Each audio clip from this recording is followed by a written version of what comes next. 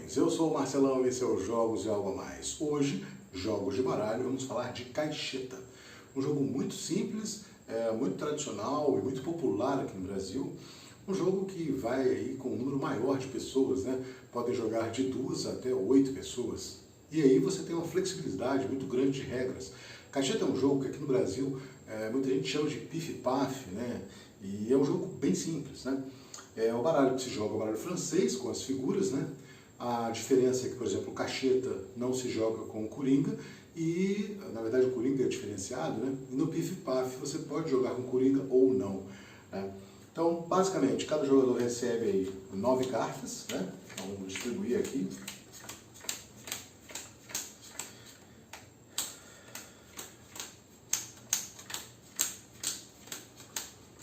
E uma carta virada. A partir desse momento, a carta virada, que foi o 5, todas as cartas acima do 5, ou seja, o 6, né, passa a ser o Coringa. O 6 é um Coringa, só que ele é um Coringa diferente. Ele só funciona para você montar jogos onde ele possa concluir. O objetivo é você baixar uma mão com 3 jogos de 3 cartas. Então, cada jogador tem 9 cartas. Você tem que fazer 3 joguinhos. Os jogos podem ser sequência, né? 2, 3, 4, 1, 2, 3, ou pode ser uma trinca, né? Desde que na trinca tenham 3 cartas de naipes diferentes. Se por acaso você utilizar o Coringa, aí esse Coringa pode compor um desses movimentos aí. Na sua vez de jogar, o jogador simplesmente olhou sua mão aqui, né? Ele compra uma carta, vê em qual jogo ele vai encaixar aqui, como é que ele vai sobrar aqui na sua mão, e descarta uma carta. Simples assim, né? Outro jogador pode, por sua vez, comprar uma carta e descartar, ou ele pode comprar a carta descartada. Então, quer dizer, é um jogo de muita atenção. Você está vendo que o cara pegou um 3, por exemplo, você não vai jogar coisas que continuem aquilo ali, né? Ele descarta uma carta, né? O outro jogador vai lá, por sua vez, mesma coisa. Pode comprar aqui do lixo, né? E descartar aqui uma carta qualquer. Então, o jogo vai acontecendo desse modo até que um jogador bata, ou seja, monte os 3 joguinhos. O que acontece aí muito é convenção, né? Dependendo dos lugares onde se joga, quando você está por uma carta só para bater, ou seja, se você comprar uma carta você pode bater, as pessoas avisam, ó, estou pifado, eu estou no bate. Se você avisou que está no bate, significa que você pode pegar qualquer descarte, não só na sua vez. Mas isso é uma variação que em alguns lugares se joga, outras não. Então imagine que esse jogador aqui esteja na situação do bate.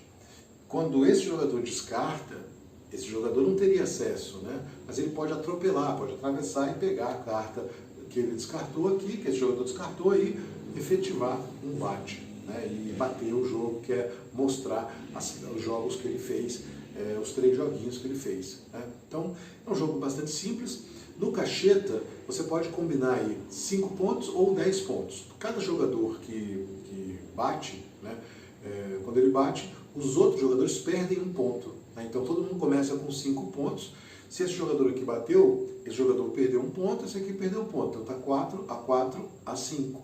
Se ele bateu de novo, 3 a 5. Se os jogadores zerarem seus pontos, automaticamente temos um vencedor, né? Isso pode se fazer com 5 pontos ou com 10 pontos numa boa. Se por acaso você conseguir uma batida de 10, a batida de 10 significa que você vai comprar uma carta e você vai utilizar as 10 cartas que você tem na mão. Você está com 9, comprou uma, fez a 10ª. Se você conseguir arriar todas as cartas, baixar todas as cartas, fazendo um sentido, no caso uma sequência de 4 cartas, ou uma trinca que vira um quarteto, né? E aí obrigatoriamente 3 de um naipe e uma carta de outro naipe, você bateu, aí você obriga que os outros percam, cada um perca 2 pontos ao invés de um só. Então, são essas nuances, essas diferençazinhas que vão aí fazendo o jogo ser mais simples ou mais estratégico, né?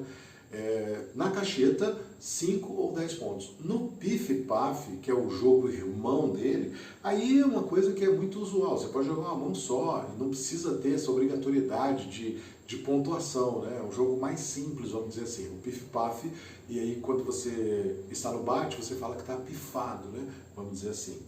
O nosso Algo a Mais fala justamente desse jogo que é considerado, né, um jogo legítimo brasileiro, genuinamente brasileiro. O Pif-Paf é muito comum, né? Ele é, vamos dizer assim, tem uma origem europeia, obviamente, né? Os jogos que se jogavam com a mão, né?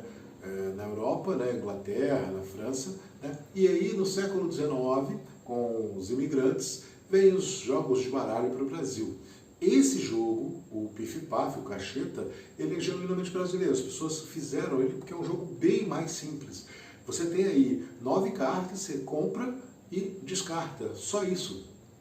Isso é de uma simplicidade fantástica e, obviamente, rapidinho acabou a rodada. Você quer jogar uma rodada só? Uma rodada só. Você quer jogar 2 rodadas, melhor de 3, quem fizer 2 pontos, por exemplo, pode ser também. Então, ele é muito versátil, é muito prático de jogar, muito gostosinho de jogar, é rápido. Não está entre os jogos que eu mais joguei na vida, justamente porque a gente sempre preferiu jogos que demorassem mais, com mais estratégia, mais tempo. Aqui você joga em 5 minutos.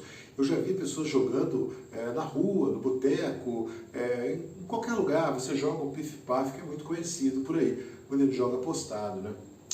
Esse é o jogo, um jogo bastante simples, que é um jogo que está aí na nossa série por ser um dos mais tradicionais, um dos mais populares no Brasil, né? Se você gostou do vídeo, gostou da história, dê o seu joinha, compartilhe com amigos, se inscreva no canal, acompanhe a série Jogos de Baralho, né? Amanhã, às 23 horas, vamos ter a nossa tradicional live, vamos falar um pouquinho mais de cacheta e algumas histórias diferenciadas do cacheta, porque eu já vi gente jogando isso em diversas situações, sempre muito prático, muito rápido e, obviamente, né, tem gente que marca baralho, várias histórias diferentes. Sugestões e comentários são sempre bem-vindos. Até a próxima.